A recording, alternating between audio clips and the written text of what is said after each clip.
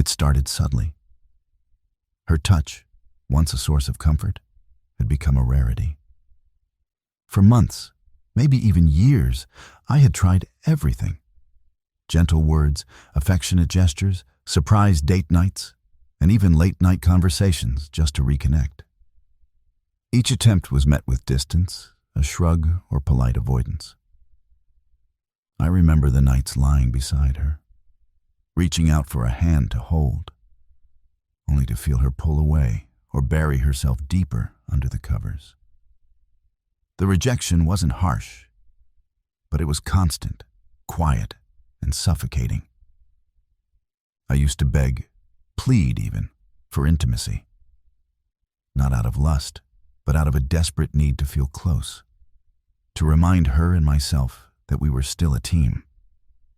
Each plea chipped away at my confidence, leaving me frustrated, anxious, and increasingly detached. I could see the tension in her eyes, the impatience in her sighs. And slowly, I realized something. My desperation was feeding the distance. The more I chased, the more she pulled away. So I stopped. I stopped texting first, stopped calling, stopped initiating. I even avoided glances that hinted at desire. Silence became my weapon, or perhaps my shield. The first night, she barely noticed. The second, there was a flicker of curiosity in her eyes. By the third day, I felt her glance linger longer, her movements more cautious around me. I didn't say a word, but every action, or inaction, was deliberate. I wanted to see if my withdrawal would spark something, if my absence of pursuit would awaken what had been dormant. It wasn't easy. Nights felt colder, lonelier. My mind churned with doubt. Was I making a mistake? Was I punishing her unfairly? But deep down, a strange sense of control settled in. I was no longer the man at the mercy of rejection. I was reclaiming my presence, my self-respect, my boundaries. Then one evening, it happened. She lingered in the living room longer than usual, a slight hesitation in her step. Her eyes met mine for just a moment longer than before, and I could see it.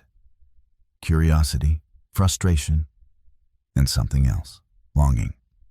My silence had shifted the dynamic, and she was beginning to realize the void I left wasn't something she could ignore. Over the next few days, the change became more pronounced. Nicole, once distant and preoccupied, started seeking small interactions. Brief touches on the arm, casual glances across the room, lingering near me without reason. I stayed composed, careful not to reward or acknowledge too much. My silence was deliberate, a mirror reflecting back what she had taken for granted. One evening, I noticed her sitting alone at the kitchen island in our house on Maple Ridge Lane in Rochester, swirling a glass of wine as if lost in thought.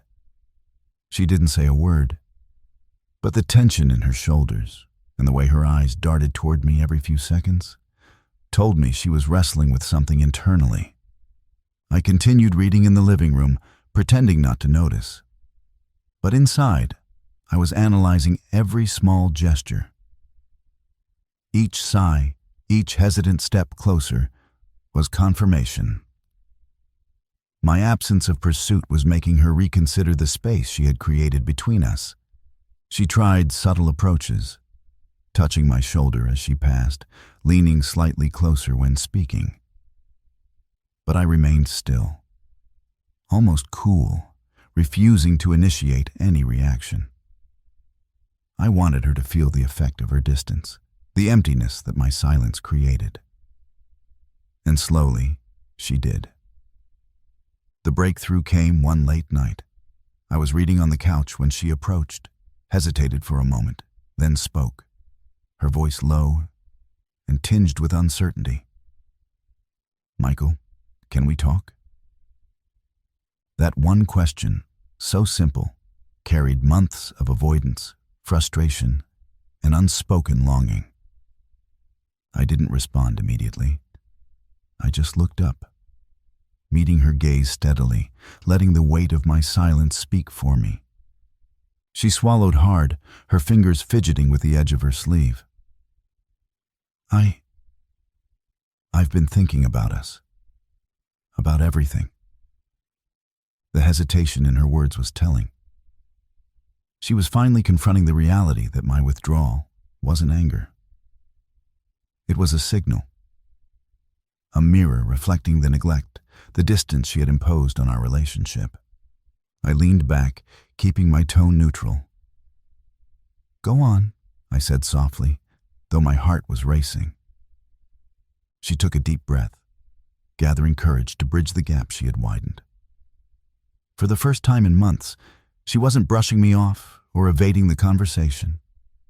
She was here, present, vulnerable, and aware that the dynamics had shifted and that I was no longer at her mercy. The air between us felt charged, a mixture of tension, anticipation, and the faint spark of connection we had lost. And in that silence, I realized something powerful.